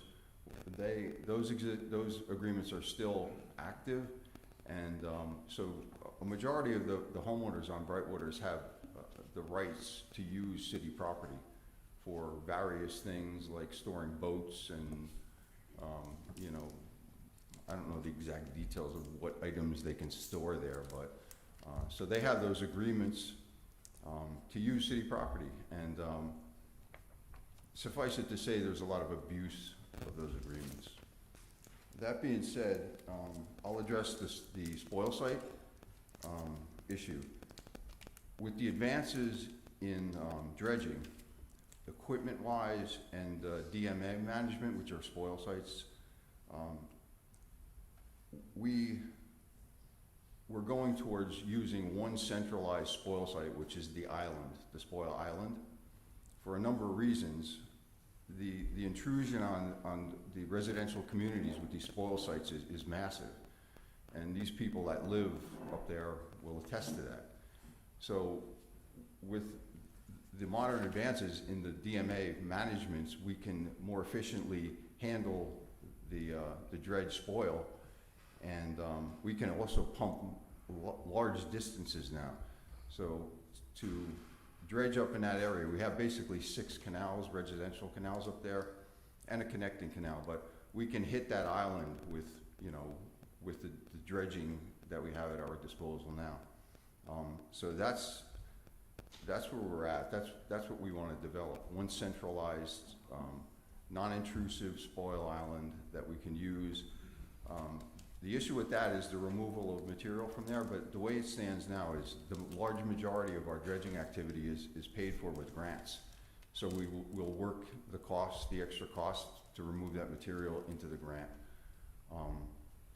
And so the answer to your question is, could we use that as a spoil site? Yes. Do we have to? No. And, you know, with the plan that we're working on now, definitely not. Another big thing with spoil sites is we have to treat the water that runs out of the spoil site. Before, we would just separate out the solids, the muck, the sand, whatever, and dispose of that. Now we have to treat that water coming out of it. It's the excess. Walker, what's the word for the water coming out of the spoil sites? Yes. So we have to treat that water, and we're setting up the spoil island to treat the water coming out, which is just another thing that, you know, complicates dredging. But we can more efficiently do it with the island. We don't need it. Could we use it? Yes, but do we need it? The answer is no. But Wayne, look, just as a matter of clarification, the area north of the land that we own, which is a kind of marshland now, shallow water, that's privately held, isn't it? It's privately held, yeah. Yeah, so if we built on the land there, they wouldn't have access to that. That's because it's privately held. Yeah, well, the only way they can get to their property there now is to either walk across the marshland or, you know, kayak over there. But those wouldn't be waterfront homes along there. They're No, overlooking a privately held marshland. Yes, yeah. Yeah, so if you wanted to even just put like an observation dock, or, you know, or you wanted to kayak from there, you wouldn't be able We're to. gonna be in the same problem that people in Kent Drive are on. That's why they had to purchase that property, because they didn't have access to that water. But in the future, you know, if they wanted to dredge on that side, they Right. would be able to, because it would be part of the property that they bought. Yeah. You know. I think we need to recontact with them, find out what their level of interest is in moving forward with what we discussed before, and whether it's feasible. Yeah, because this is all hypothetical at this point, you know, we don't Exactly. know. But, so another issue up there that you'll hear about is the soil conditions. And I've had geotechnical soil borings done up there. The soil up there is just like the rest of the city, you know, the water table fluctuates, it's fill, there's a lot of fill in there, so the majority of people in this room, their house is built on fill. It's an undeveloped piece of property, there's no up-to-date stormwater infrastructure in place. Were you to develop it, that would all be required. So you can build anywhere, it's just a matter of engineering it. That would be up to whoever purchased the property and developed the property. So that's basically it. You know, I'm just trying to give you information to make a decision. It's your decision. I had a question for Randy and Becky as well. Randy, what's the current use of that property and that agreement? Well, the lease agreement was for a spoil site, a dredge material spoil site. But that lease was terminated, I forget the date, Mayor, and as far as we can go back again, we would do some more research on this if we decide to move forward, but the city owns that parcel, the old school parcel that was reserved, and they never built the school, as well as a 50-foot easement out to North Banana River Drive. So that lease is expired? Right, it was released, yeah. Okay. Yeah. And the property is currently zoned B1, which is, let's see, public and recreational use with actually an institutional land use. Were we to decide to move forward, again, a long time down the road, we got a lot of work to do up front. Staff would state that we'd need to change the land use to low-density residential with a zoning of RS1. What does that mean unit-wise? 5 units to the acre, 75 units. So not if 10, we go to but- the RS1. But Yeah. 5 units per acre, single-family homes. Right. All right, and I spoke with the city manager and the city attorney. There can be a development agreement if this, I mean, we're way premature, and I don't have the answer. Right now, we're just talking about getting a value. Mhm. But there can be, in effect, an agreement put in place, or a development agreement, that would prohibit vacation rentals from that property, and also have use for some sort of public, Parks, park recs. or something for that property. And yeah, I just think it's worth exploring at least what it's worth. Well, to appraise it, right now, you'd be appraising it against the designation of B1. No, you can So- get it appraised subject to changing it to RS1. And then you have to stipulate that, and it's not been changed to that yet. So It can- you're saying, ask for an appraisal Appraisers do value this of the all the time. property if it was, the designation was changed to family use. Appraisers do that all the time, Skip. It's called an assumption. Yeah, but, Mr. Mayor, Master, I think it's premature to do an appraisal until we have some answers about that property. I would suggest that we enter into discussions again with the Kent Drive group and what their interest is, and find out also technically whether it's possible to dredge that area so it's navigable water. I would prefer that we did that before we got into the exercise of doing appraisal. I second. Can't we do that in parallel? Can we start an appraisal and then find that out while we're getting the appraisal done? I think, The appraiser's gonna need to know. I feel like we can kind of start the process, while talking to those, Kent Drive, community. Yeah, as far as the whole thing, I think we should move forward. I'm kind of going back and forth, as far as selling the property. I've been thinking, what do we know about what we need the land for in the future? Will we regret selling it? But, and there's the environmental aspect, maybe we can make it a reserve for this, what kind of ecosystems we have in there. But at the same time, revenue-wise, it's a really smart decision for the city. It's adding to our tax roll forever. And, along with the sale of the land, which would solve a lot of problems that we have, revenue-wise. But I think it's worth moving forward with the appraisal now and getting in touch with the Kent community, while we're going forward with that, to see what we actually have. With the appraisal, do they have to redo a survey or, of the land, or maybe, or is something like that? I'm not an appraiser, Commissioner, but I assume they're gonna wanna know the exact acreage. What you have in front of you is an old, topographic and boundary survey, and it gives approximate acreages. I would think they would want to hone in on the exact acreage of that, so we would know exact locations of property lines and so forth. And that would also allow us to know what we're negotiating, what we're in negotiations with the property owners to the north. And I'd agree, oh, excuse me. Go ahead.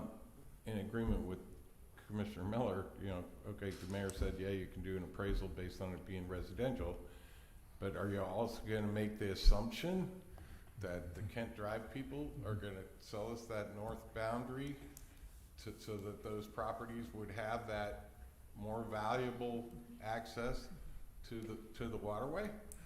So that's the big assumption. And, he made a suggestion, I seconded it, and I think we should get that kind of information before we go pay somebody to do an appraisal based on two assumptions that may not happen. Can I ask even if we did that, how long would that take? What would you have to do to ask to get that answer from these people? Like, do you have to have some meeting, or you just go to their house? How many houses are we talking about? All of them. Right. They also own the property to the, to the east as well, these properties in here. So, we would, have to just start a conversation with them and try to set up a meeting and, with their representatives and move forward as fast as practical. Months, right? Months. Could take months. We could, probably get a pretty good idea within a fairly short amount of time. First of all, if they're willing to sell it, what are they looking for in exchange? But again, I'm not the appraiser, and I'm certainly would defer to Robin and our legal counsel on that, so. And I'll just give you a little history. The last time they wanted to sell that to the city, it was so that those wetland lots that are on Banana River Drive, that are basically underwater right now, those lots that they would want to sell us or give to us, or some kind of negotiation toward getting their canal dredged. And then also to give us more room on the west, on the east end to Banana River, where we have our 15-foot, basically flag lot access to that back property, to give us more room should we decide we wanted to replace Fire Station 50 on the north end of town and put it right there, still close proximity to where the fire station is now, and definitely close proximity to all of the north end of the city. So those were the benefits that were negotiated back in those days, and all those people that own the rights to that property had agreed to that, and they died when the environmentalists came in and found the seagrass and said, you can't dredge that. So that's a big piece of the puzzle, if they give us their property and if we can dredge that, because Mayor, you'd have to agree that the property value would be a delta difference if we couldn't acquire that property to give them waterfront access on the north side of that property. Yeah, I mean, it'd make a huge difference, yeah, without question. It's still valuable. I mean, dry lots in Cocoa Beach are selling for $300,000 for a small 0.2 acre lot. I'd still want to explore it. I think there's a way to get all parties to come to some sort of compromise, having the use for the folks that are on Kent Drive. But speaking of Station 50, this would pay for Station 50. This would also pay for City Hall. We wouldn't need to incur any other debt. So just my thoughts, but I'm happy to hear public comment. Commissioner Tumulty, this is the only chance we get to chat, folks, so we will have public comment. You just give us a moment. Yeah, it's been a while since I've been out there, but I don't believe there's a seawall on the south side of that lagoon, correct? Randy? I don't believe so. I didn't think so. No, it definitely is not. Right. Bunch of mangroves. Yeah. So that land, it's eroding and getting smaller and smaller and smaller every year, just like the golf course. I don't know if you've seen aerials of the golf course from 50 years ago, and when they put the seawall in, 5 or 6 years ago, the difference, it's about 20 feet that we lost during that time because there was no seawall. That's just a point. So there need to be a seawall put in. Right now, can manatees get in there? I mean, how shallow is it? Can you walk across it? Is it that shallow to walk across it? You could walk across. So basically manatees. You or I could walk across it. Okay. Oh, so it's, okay. There's So manatees, are one manatees? spot out there on that very west end, on the very north side, where it's Okay, probably so there's a 4 foot question. deep. So when folks come up in public comment, if you would want to mention if there are if you see manatees or dolphin or anything in that area at all, or alligators for that matter. I mean, any kind of life like that. But just curious to know, because if there is seagrass and manatees can't get in there, then what's the point? I mean, the seagrass, it's for the manatees, my understanding, right? Don't manatees eat the seagrass? Or is it the opposite? It's Yeah. good for the water. Both. Okay. All right. So that's my question. And we want to hear some public comment, and then I'll make some more comments, I'm sure. Sir, your name and address? Yes. I'm Roland Norris. I've been a resident of Cocoa Beach for 60 years. When we came to Cocoa Beach in '63, North Banana River Drive was a dirt road, and everything to the west of it was river. And over the next 5 years, we saw that entire complex for Venetian Way pumped out of the river.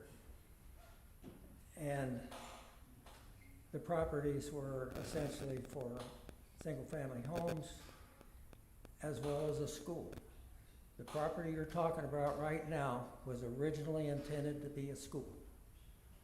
But the soil compaction were not sufficient to build anything on it, and the school went to Cape View. Now, when they built that property,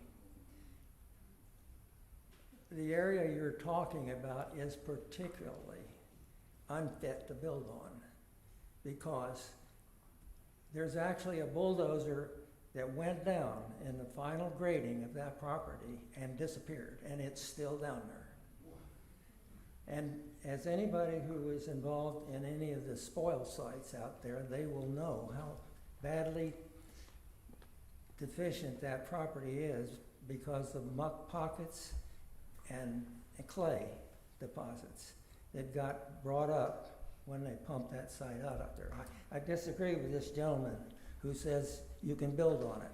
You can't build anything on it unless you put pilings down or demuck the property, in my personal opinion. But we have bought a home there in '68. So we have been on one of the 22 homes on the south side of this property for 60 years. And over 60 years, we've seen all of the projects Cocoa Beach has brought to bear and used that property for. It's almost constantly in use for one reason or another.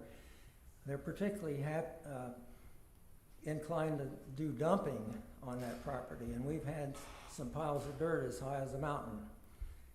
And recently, the dredging piping and equipment that's used for dredging is taking up permanent residence out there.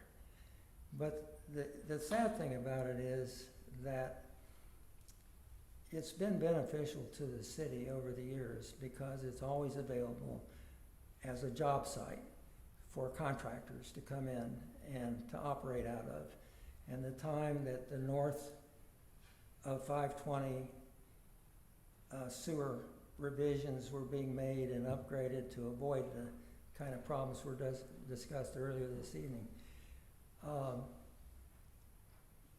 that contractor used that property back there the entire time, and it worked out very well. But in recent time, the property has become more and more used by the residents up there to walk their dogs, to ride their bikes. And I sit there every night and watch a parade of people on the other side of the field using it for a recreational purpose. Now, If you could wrap up, sir, we got other folks that want to begin with, when we moved in our home in '68, there were already some gym equipment, swing sets, merry-go-rounds, seahorses. There was a basketball court with a backboard and a net. And I don't know who put that there, but it was very well used by the hundreds of kids who lived in that area, because we're right by the Catholic Church. And it was a great place to raise kids. I know there were over 100 kids on Brightwaters Drive when we moved in there in '68.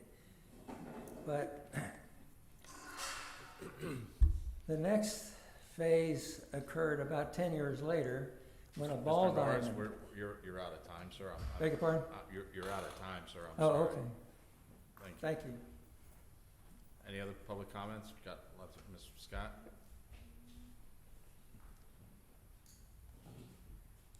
Okay, so, my name is Janice Scott. I lived on Alachua Lane for 30 years, which is, so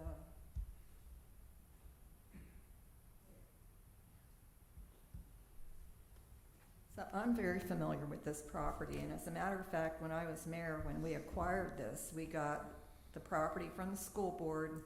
We got a 50-year lease from DEP, which I understood from Mr. Stevenson tonight.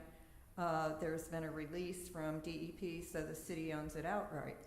The whole intent of our acquiring this property from the school board, et cetera, is they knew they weren't gonna build the school because of the muck. And, you know, things moved on as to where the schools are located. But it was to be a recreation area. That's why I guess it still has institutional designation. We don't have one public swing in that section of the city, maybe on the east side of A1A, but there's nothing there. And, okay, so you're talking about 15 acres. If you wanted to develop it, you have 75 units. You'd almost double the size of the whole entire north neighborhood there. I don't know how you would intend, without having a homeowners association, to preclude that turning into a big, delicious vacation rental area, but I'm sure it would be very desirable for that.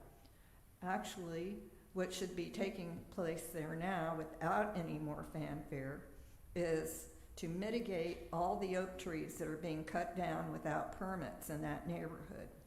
That oak hammock near Church of Our Savior, I noticed on Alachua Lane the other day, there is one house where at least 3 oak trees have been cut down. So it's really kind of sad that Cocoa Beach is going to be like Bangkok. It's going to sink into the ocean by its weight of cement, that it's just being cemented over everywhere. And this is a great habitat for wildlife. It was supposed to be a passive area reserved for the residents of that area. And unfortunately, the city, I guess they didn't come to public comment, talk about it enough, that it didn't ever move forward in that regard. But as to the dredging of that canal for the Kent crowd again, if residents are now subsidizing tourism, and that's why I brought up the garbage issue with the vacation rentals, are those residents going to be paying for the dredging so that they can turn their dry land or muck land into riverfront property? I mean, I don't think the residents ought to be paying for that. And also, just west of the red line there, at Our Savior's, where they've cleared those lots now, they want to be waterfront property, I'm sure. And the other thing is, my last comment is, that property is full of mangrove trees. Where are you going to get the permits to cut them all down? Thank you. Thank you. Any other public comments?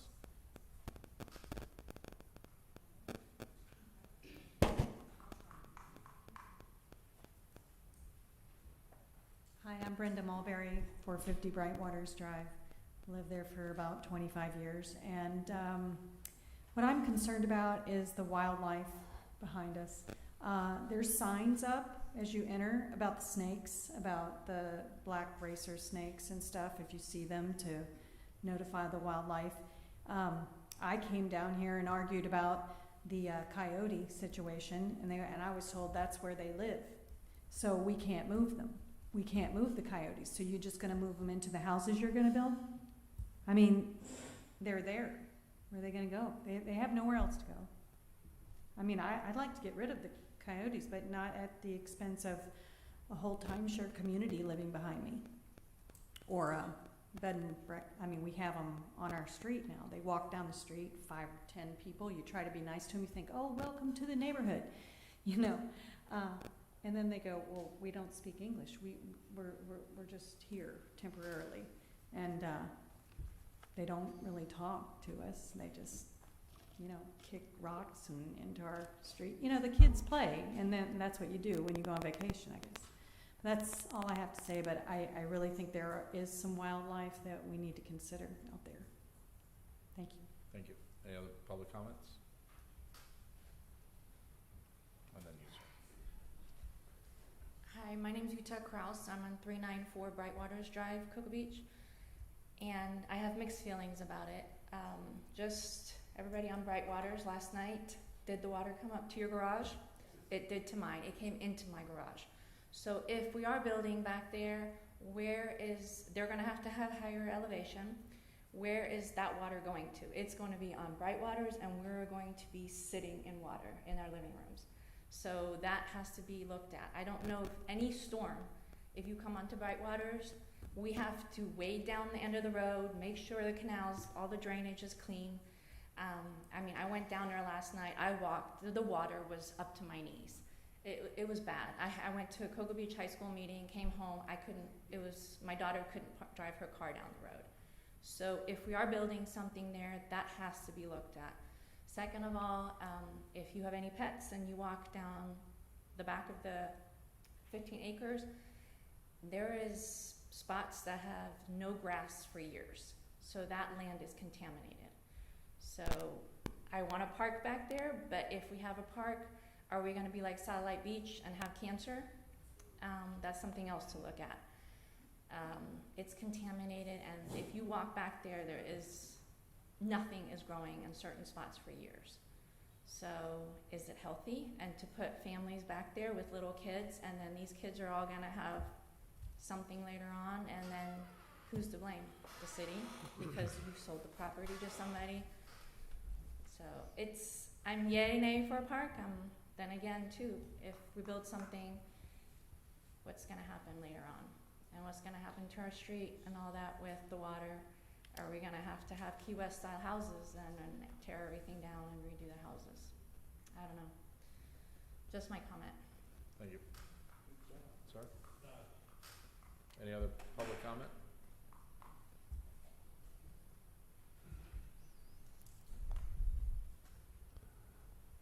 Don Haynes, Cocoa Beach. I've done a couple of small developments in the 30 to 16 unit projects. If I was to look at this, but I want to look at it, the neighbors and everybody, and compromise is a good thing. You probably could get 6 riverfront lots out of the property. They're worth $700,000-800,000 apiece. And then on the north corner up there, you'd probably put another 6 houses. But another thing you could think about, like you two just brought up, was stormwater. You could build a beautiful pond/lake and a park up front. So only sell half the property, but you're selling the most valuable part. But I think as a developer would think, the first thing I want to know is what's it worth as it sits today? I don't think you'd spend a whole lot of money, maybe $7,000-8,000 you could get as it sits today. And then you can decide if you want to put those restrictions on it and see what kind of, put it out on the street for a number, but trying to fill in along there with all those, I think Ms. Scott just said, with all those mangroves in there, that's probably going to be maybe 10 years from now you'll get that permit. Yeah. But if you want a quick buck and you can come up with something and work it all out, that may be another idea of looking at. But number one, you got to know what you got and what it's worth. And you can also probably have the appraisers, hey, if I'm only going to keep half the property, what it is, and you're going to keep the best half for sale and leave the other part for a park. Like you also mentioned, there's not a swing set up there on the east side of, west side of A1A. Well, you need that, especially if you want families to come in. Thank you all. Yeah, and just to clarify, City Attorney, would you expand on the restriction that would allow to negate Airbnb? Yes, as a property owner that is selling property, you can put restrictions that would last basically forever on the property itself. And so those restrictions would be put on by the city in its proprietary capacity as the property owner. Just like if I owned a piece of property, I could put a restriction on something that I was selling. The city could also do the same thing. And I would also recommend doing belt and suspenders. When you do a sale of a property, you can require that they have a property owners association that has certain restrictions. But I would not only do the second part of it. I would definitely do the first part of it too, because that would be the most effective. Thank you.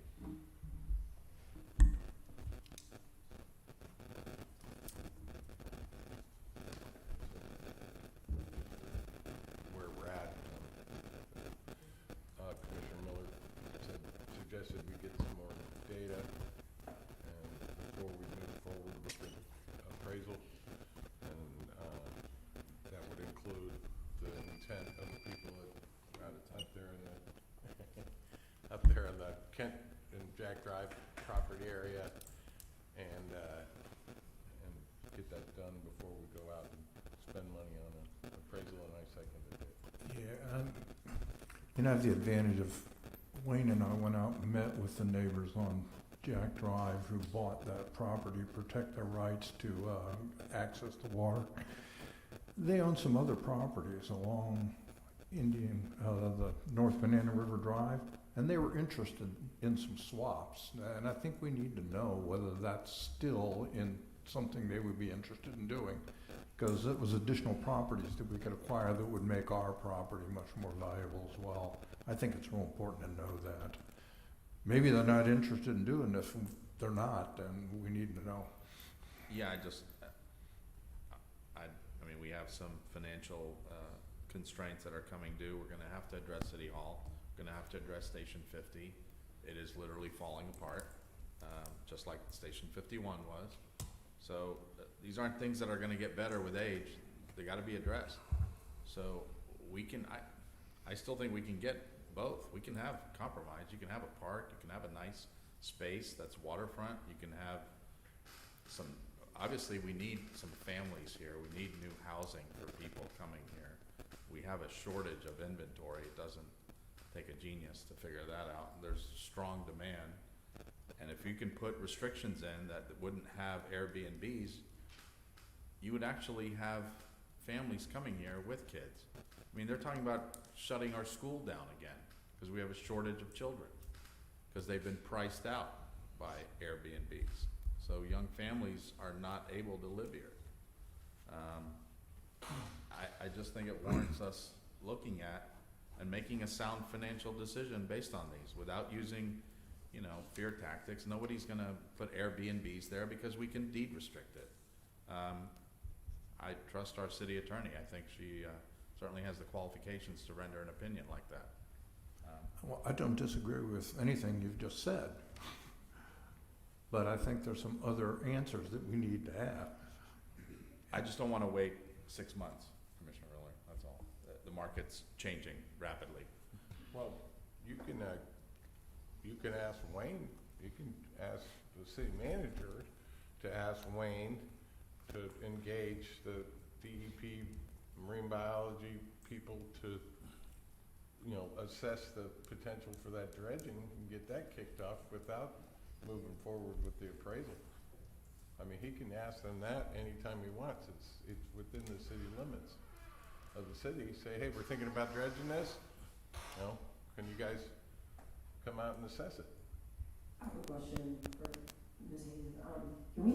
Can we move forward with the appraisal and still get the answers that they're looking for? Or can we do them in parallel? You can. Again, we don't know how much time it'll take for any of it. So appraisals, I think, you know, again, you all have bought homes just like I have. You get in line according to your institution, and maybe we can reach out to someone. I think it'll take someone special to look at this property. I would think probably it's at least 90 days before we could come back with something. I mean, I don't know that for a fact, but we could begin the other pieces and parts of this. Again, bring it back to you for discussion. It could be, you know, we could bring it back to you the second meeting of each month until we have something. It can just be a standing item that we bring you information and update you. I don't know exactly what the deadline It just seems like the pricing of the appraisal, you appraise it for this, and then, oh, we got some more information, addendum, reappraise it for that, reappraise it for this. Well, can't we just do contingent appraisals? Like, can we do one for if we were selling the whole property and then tell the appraiser, can we do one for this? I mean, we can reach out and ask. I can't give you a firm answer because I don't do that, but yes, I can reach out and ask. That's worth getting an answer.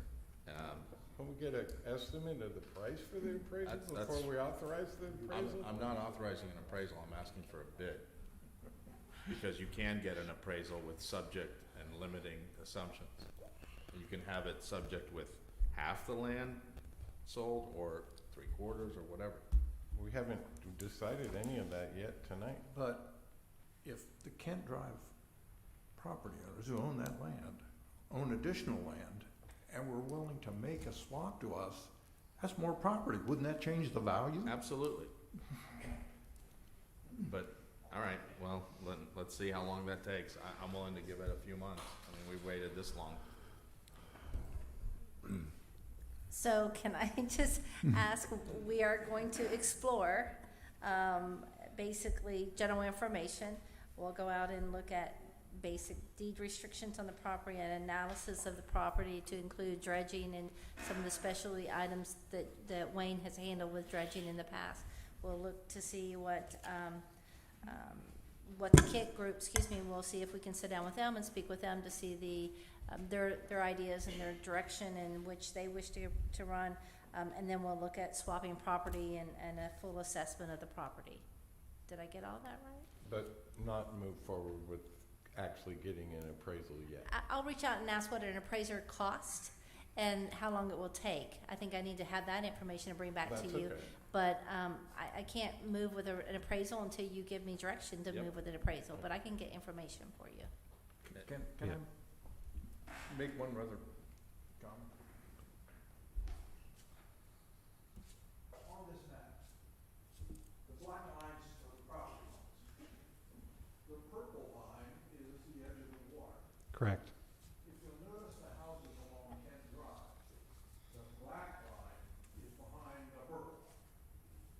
They all have boats out there, and the owner of that property was charging them rent to access their boats.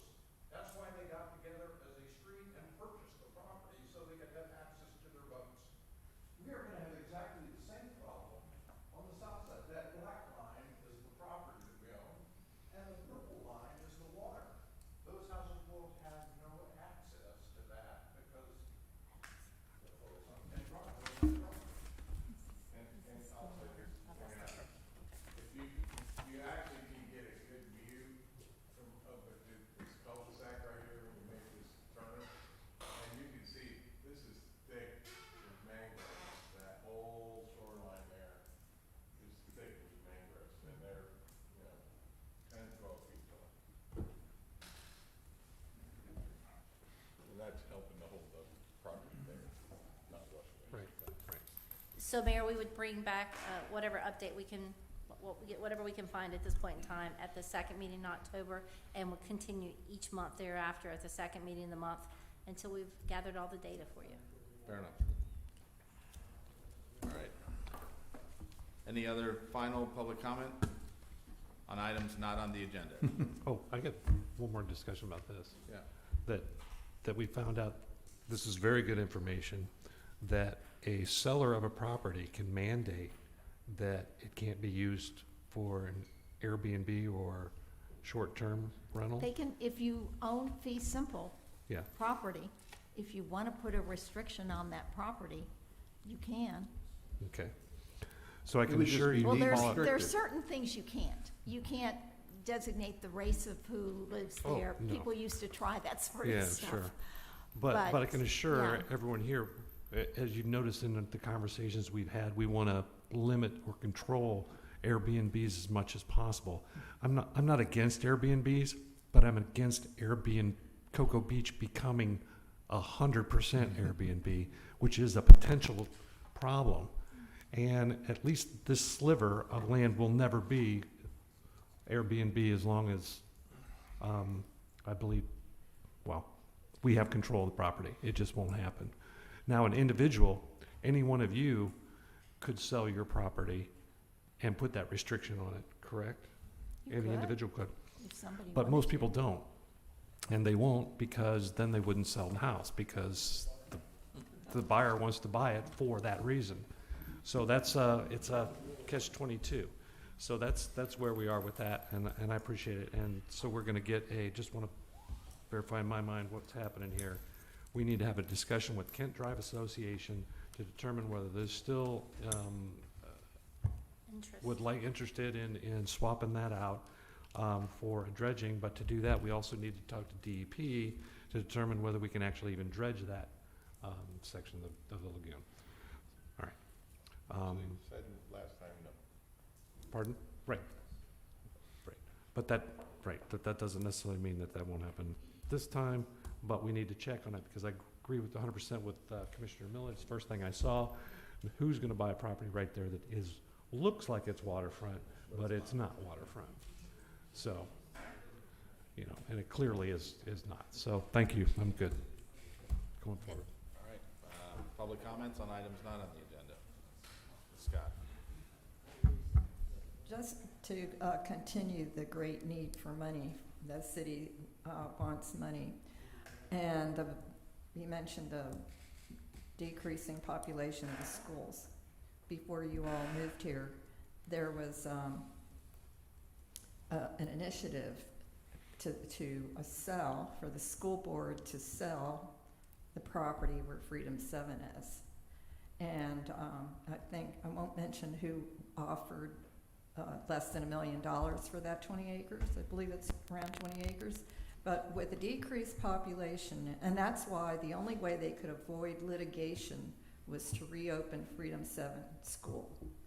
And so they reopened it as a school, and now with the way things change, perhaps they have room at Roosevelt, because they wrecked both Roosevelt. When Freedom 7 reopened, they wrecked both Roosevelt and Cape Canaveral Elementary, I forget the name of it.